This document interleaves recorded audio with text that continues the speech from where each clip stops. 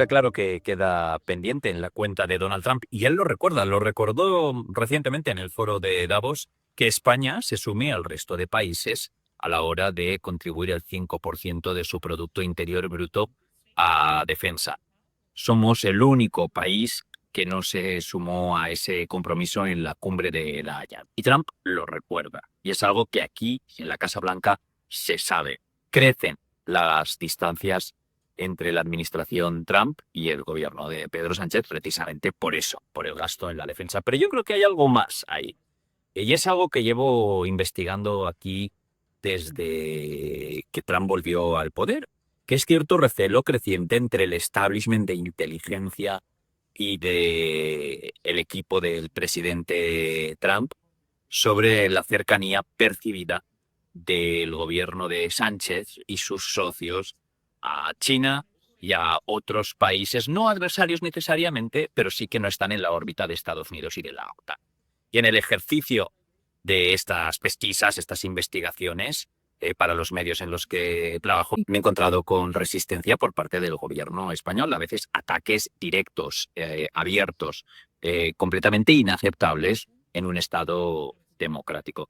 Y esto es algo que cuento en mi libro, Operación Venganza, que acabo de publicar con la Esfera de los Libros. Y quería daros un poco de detalles, no el argumento central, porque está muy centrado en Trump y su progreso al poder, pero sí en esos ataques y esa forma en que España ha pasado a convertirse realmente en un problema dentro de la administración Trump. Solo hay que volver a aquel momento de enero de 2025, hace ya más de un año, la primera noche que Trump regresa al poder, y al ser preguntado por el gasto en defensa, yo le hice esa pregunta al presidente en el despacho Oval. Él dice que si España, que prácticamente ha llamado morosa en defensa, no está en el bloque de los BRICS. Y obviamente, lógicamente, España no está en los BRICS, porque los BRICS son Brasil, Rusia, India, China y Sudáfrica. Es un bloque altermundista, una especie de unión de potencias del llamado sur global, al margen paralelas a Estados Unidos y el eje central de la OTAN. What can we expect of the countries in NATO that spend the least amount of money, like Spain, France, below the 5%? Spain is very low. And yet, are they a BRICS nation? What? They're a BRICS nation, Spain. You know what a BRICS nation is? You'll figure it out. But, and if the BRICS nations want to do that, that's okay, but we're going to put at least a 100% tariff on the business they do with the United States. Mucho se habló entonces de qué quería decir el presidente con lo de los BRICS.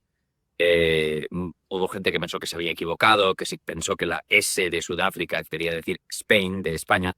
Pero yo estoy convencido de que, desde luego, sus asesores alrededor, estoy seguro de que el presidente Trump sabe perfectamente quiénes están en los BRICS y sabe que España es un miembro de la OTAN, sobre todo porque, según he visto yo y le he visto aquí en el podio mismo, él sabe de España, él ha estado en España, siempre que él habla de España sin referirse al gobierno y demás, dice, oh, gran país, gran equipo de fútbol. Bueno, está claro que yo creo que él sabe que España no forma parte de los BRICS. Yo creo que eso era un mensaje que estaba más centrado en la crítica a las decisiones políticas del gobierno. Cuando España no se suma al resto de países y queda como el único que logra una excepción por cartar el secretario general de la OTAN, Mark Rutte, pasa a convertirse en un problema para Trump. Y él mismo en varias intervenciones critica abiertamente esa decisión y la considera irresponsable, desleal. La primera vez se le hace una pregunta por parte de un periodista de un medio estadounidense que en la base de Andrews le pregunta por España y el presidente dice, bueno, habrá que ver qué se hace con ellos porque esto es totalmente inaceptable. Well, NATO's going to have to deal with Spain. Spain's been a very low payer. They were always a very low payer. They were either good negotiators or they weren't doing the right thing. I mean, I think Spain has to pay what everybody else has to pay. Spain has been notorious for low pay. You know who else was a low payer, just about the lowest? A place called Canada. Después él mismo saca el tema en varias ocasiones, las primeras sin que se le pregunte. Él mismo, durante la visita del finlandés Alexander Stubb, dice que España es un país que está siendo desleal con el resto, que se beneficia de la protección que le da estar dentro de la OTAN y que no quiere aportar lo mismo que los demás, una excepción, la excepción española. I requested that they pay 5%, not 2%, and most people thought that was not going to happen, and it happened virtually unanimously. We had one laggard. It was Spain. Spain. You have to call them and find why are they a laggard, and they're doing well too. You know, the funny thing, because of a lot of the things we've done, they're doing fine. They have no excuse not to do this, but that's all right. Maybe you should throw them out of NATO, frankly. Está claro que cuando el presidente de Estados Unidos saca estos temas a relucir, lo importante para los periodistas es preguntarle que dé más detalles. Hubo preguntas esos días de varios medios estadounidenses y españoles. Le preguntó un compañero de la agencia EFE cuando estuvo de visita a Javier Milei. NATO should consider expelling Spain. What? You said that NATO should consider expelling Spain. Would you support that? I'm very unhappy with Spain. They're the only country that didn't raise up their number to 5%. Every other country in NATO raised up to 5%. And Spain is doing very well off our backs. So I'm not happy with Spain. Spain gets protection, and they know, look, they're sort of in the semi-middle of it, so they're going to get protected automatically. Even if you don't want to protect them, you're protecting them because of the way they're located. And I think what Spain did is a very bad thing for NATO. I think it's very unfair to NATO. It wouldn't matter if you said you're not going to protect them because they're pretty much protected. What are you going to do? Go through the other countries? So I think what they did is not nice. I think it's very disrespectful to NATO. In fact, I was thinking about giving them trade punishment through tariffs because of what they did. Spain. The only one, out of all the countries in NATO, the only one that said that is Spain. And I think I think they should be punished for that, yes. Y después, bueno, yo le pude preguntar en un par de ocasiones en un intercambio que ha sido ya recogido de varias formas, pero que provocó todo un ataque por parte del gobierno español, concertado, coordinado, un ataque completamente antidemocrático, en mi entender. Una forma de seguir socavando, como se ha hecho repetidamente por parte de este gobierno, la libertad de prensa. Primero, la ministra de Defensa, Margarita Robles. Yo creo que son unas declaraciones en un contexto determinado, pero le puedo decir que me consta, lo saben perfectamente las Fuerzas Armadas estadounidenses, el compromiso de España en cualquier momento. Insisto, en Letonia, en Eslovaquia, en Lituania, en Turquía estamos y lo saben perfectamente. Yo creo que el presidente Trump tiene que saber que España es uno de los aliados más serios, más fiables y lo más importante. Mientras a lo mejor algunos dicen que van a cumplir y no sabemos si van a cumplir o no, España lo que dice lo cumple. Después, en declaraciones en televisión española, el ministro de Transportes, que no sé yo exactamente qué tiene que ver el ministro de Transportes de España, no estar cuidando las vías de los trenes, tiene que estar criticando las preguntas que se hacen en la Casa Blanca a Donald Trump. Pero claro, estas son las declaraciones. Sí, la Asociación de la Prensa Madrileña ayer en domingo encontró un huequecito para reprocharme a mí que yo me exprese libremente. Solo faltaba que yo no pudiera expresarme libremente sobre lo que pregunta o no deja de preguntar un periodista. Es que esto es tremendo, ¿no? Porque parece ser que la libertad de expresión en este país solo corre riesgo para algunos, pero otros, por lo que sea, tenemos que estar callados. Por supuesto que ese señor puede preguntar lo que le dé la gana y yo opinar sobre lo que pregunta. ¿Y cuál es mi opinión? Mi opinión es que este señor, como otros muchos que bajo la apariencia de periodistas, lo que son verdaderamente son terminales políticas de determinados intereses, este señor se va a la Casa Blanca y no una vez, pregunta una y otra, todos los días hace la misma pregunta porque parece que lo que tiene es interés en que el señor Trump tome represalias con relación a España porque nosotros no hemos pasado por el yugo de tener que elevar nuestro gasto en defensa hasta el 5%. Algo, por cierto, que no hace ningún país del mundo, ni siquiera Estados Unidos. Ni siquiera en la Unión Europea hay un solo Estado, Polonia es el que más recursos emplea en materia de defensa, que llegue a ese 5%. Hay una especie de empeño por parte de este señor que tiene la acreditación en la Casa Blanca de preguntar constantemente precisamente para que al señor Trump no se le vaya de la cabeza que España no llega al 5%. ¿Qué pasa? ¿Que no tengo derecho a decirlo?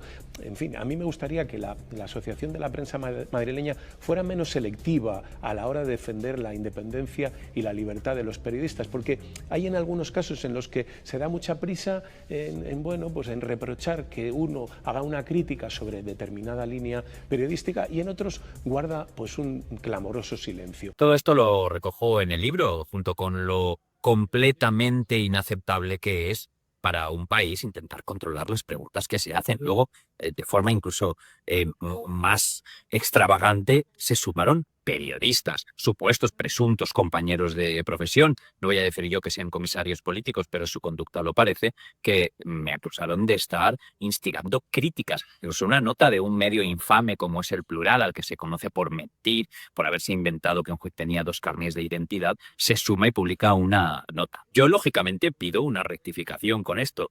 No publican la rectificación, sino que cambian el titular y modifican la nota sin haber siquiera admitido error por su parte. Puse una demanda contra Óscar Puente por estos motivos, por intromisión ilegítima en el derecho al honor, porque los periodistas lo que tenemos es nuestra firma, nuestra hemeroteca, y desde luego el hecho de hacer esas declaraciones cuando es patente que yo no soy el único que pregunta sobre España y que además el presidente Trump saca el tema a relucir constantemente, y hacerlo en la televisión española sin que el periodista que tiene delante, encargado de presentar un programa en la televisión que pagamos todos, le diga nada al respecto, me parece una falta completa de ética y de dignidad y de respeto por la independencia profesional de las periodistas. Pero el tema de España no acaba ahí. Como os decía, en el foro de Davos, el propio presidente Trump vuelve a la carga.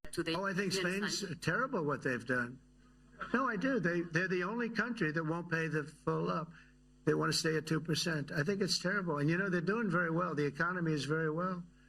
And that economy could be blown right out of the water with something bad happening. You know, Spain is the only country that... Are you from Spain? Yeah. Good, congratulations. You're the only country that is not paying. I don't know what the problem is. I think it's too bad. So we'll make it up. You know what we're going to do? We're negotiating with Spain on a trade deal. We're going to make them pay twice as much. And I'm actually serious about that. We're going to make Spain... I like Spain. I have so many people from Spain that it's a great place and they're great people. But Spain is the only country out of all of the countries that refuses to pay. And, you know, so they want a little bit of a free ride. But they'll have to pay it back to us on trade. Sigue recordando esto. ¿Qué hemos podido averiguar?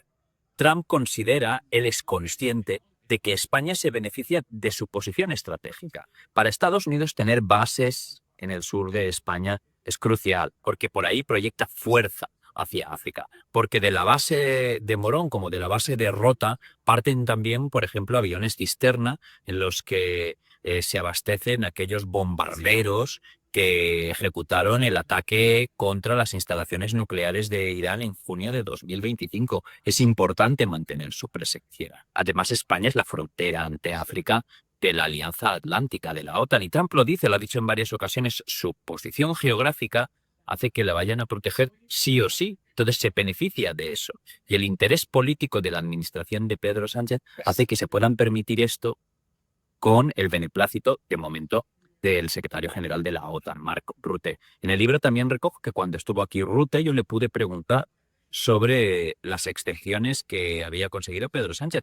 Y desde luego su respuesta deja muy claro que él no está convencido de que Sánchez pueda cumplir lo que ha prometido. Desde luego eso queda claro en aquellas declaraciones. What did he mean that you could do something with Spain, the only country that doesn't pay 5% as a commitment? No, with Spain I had many talks with the president of the government, Prime Minister Sanchez.